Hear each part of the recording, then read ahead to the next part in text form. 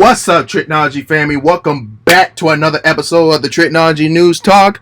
So, without further ado, let's get started with today's topics. So, let's start off with some DC news. So, we're only about a couple months away from the Snyder Cut version of Justice League will be releasing in March.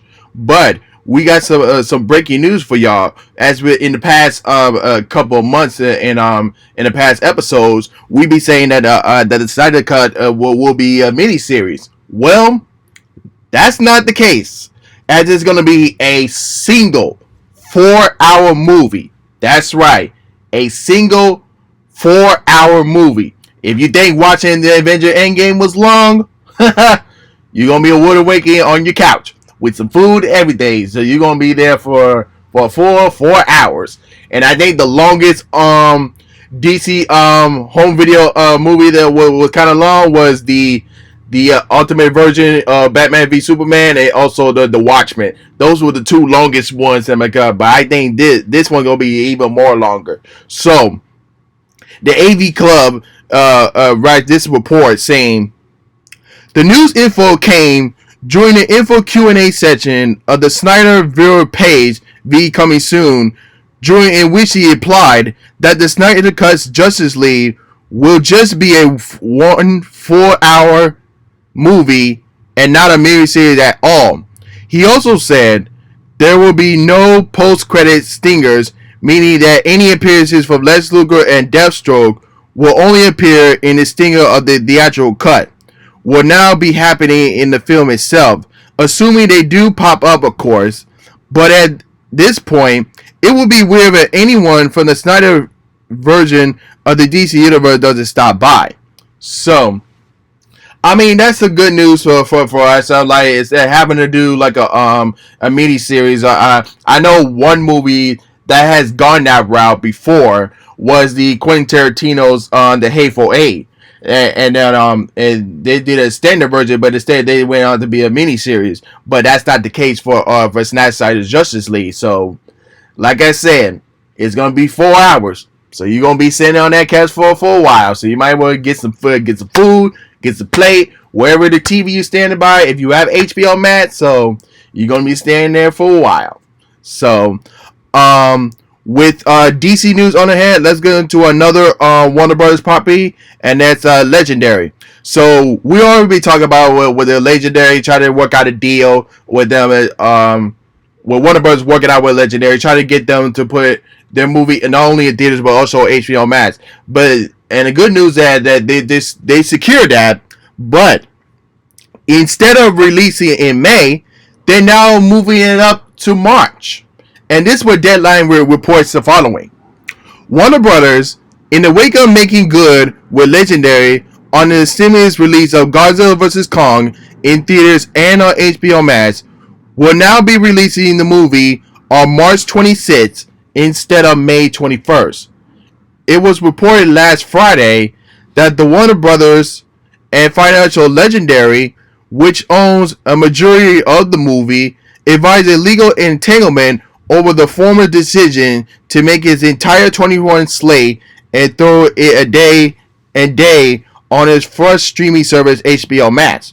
Warner's had blocked a $2 million bid from Netflix to acquire the Martial Manhunter movie. So yeah, Netflix tried to to buy the rights to the movie, but Warner Brothers was like, no, you are not doing that. We are keeping this movie wherever way possible. So I think as a fan, for me, I think this is a good strategy to go, because this movie should have been out a long time ago.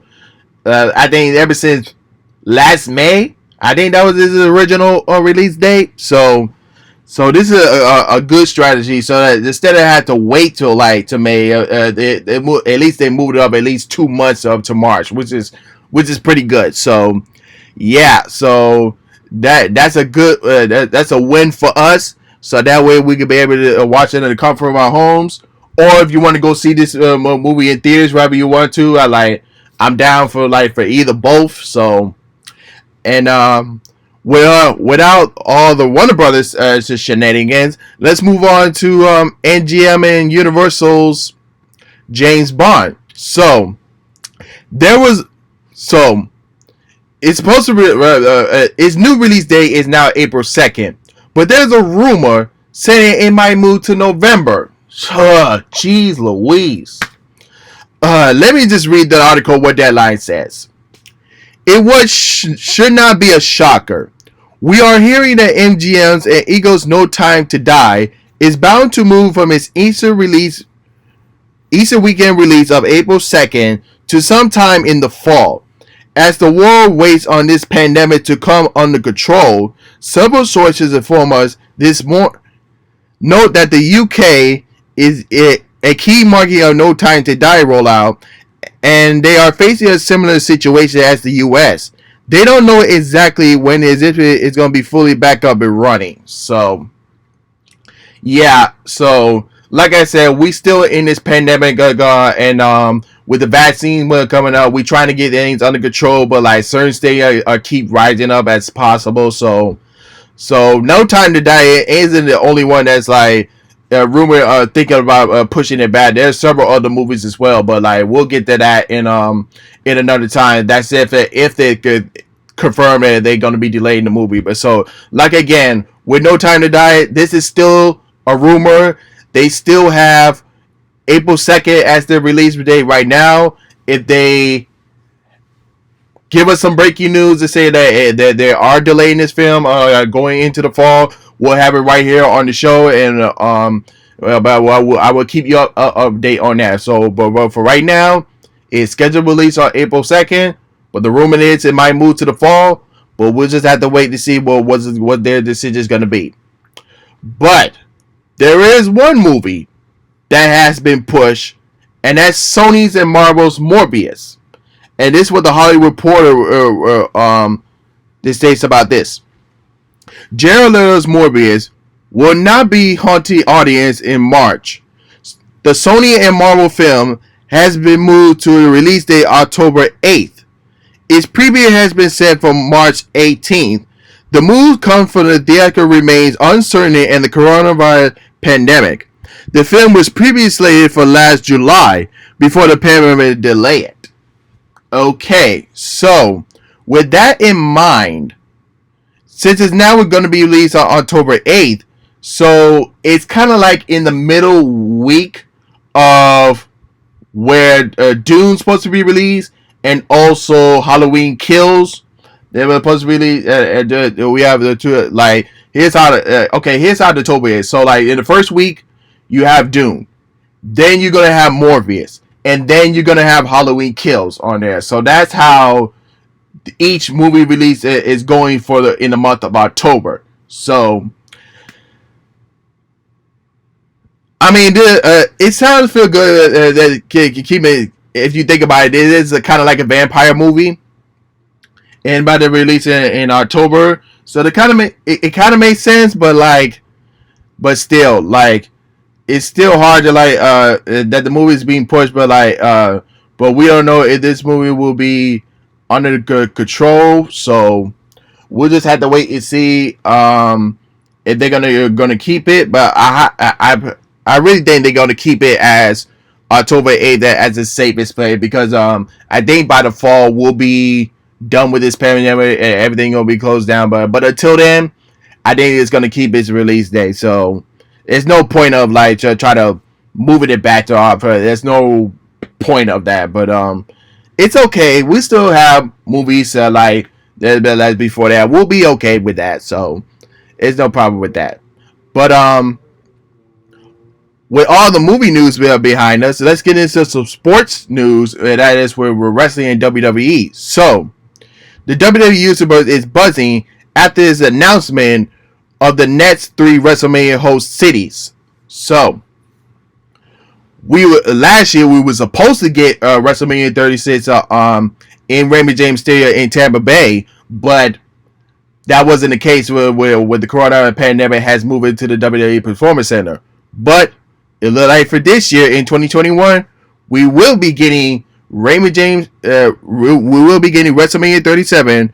Will be taking place on April 10th and April 11th in Tampa Bay at Raymond James Stadium, while WrestleMania 38 will make its way back to the arena Dallas area for WrestleMania 38 on April 3rd, 2022.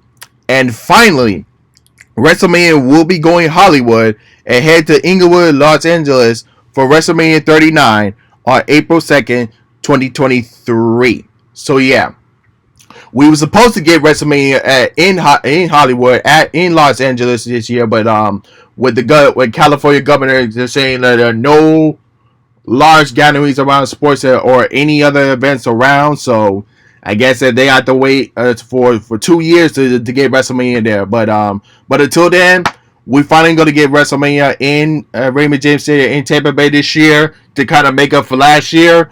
And of course, in 2022, WrestleMania is going to be in Dallas, and then 2023, WrestleMania is going to be in LA. So but that's our news for today. What are your thoughts on it? Let me know in the comment section what you think about these news topics for today.